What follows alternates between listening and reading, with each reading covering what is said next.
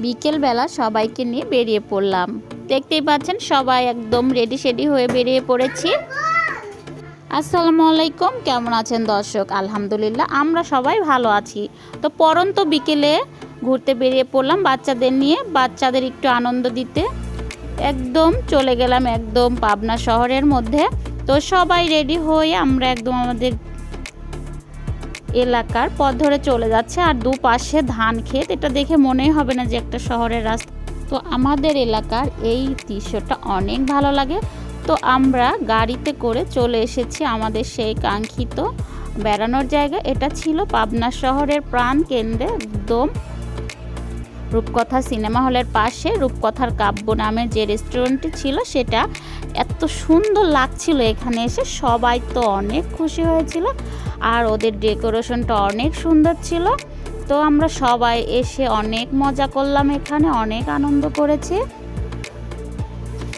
সবাই তো এখানে ফটোশ্যুট করায় ব্যস্ত ছিল। তো ফটোশ্যুট করে আমরা সবাই মিলে উপরে উঠে গেলাম। আমি আরাবকে নিয়ে উঠে যাচ্ছি, আর যে যার মতো উঠে যাচ্ছে উপরে। এই তো আমার ছোট বোন আইমান, সবাই আমার মেয়ে, বড় বোনের মেয়ে, সবাই আমরা এখানেই কিছু ছবি তুললাম। তারপরে আমরা ভিতরে চলে গেলাম। তো ভিতরেও যথেষ্ট জায়গা ছিল, ভিতরের ডেকোরেশনটাও অনেক সুন্দর ছিল।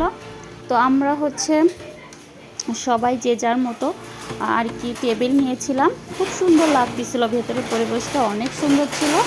আসলে এখানে না আসলে কেউ বুঝতে পারবে না পাবনার মধ্যে এত সুন্দর একটা রেস্টুরেন্ট, রূপকথার কাব্য, যে খুবই ভালো লাগলো।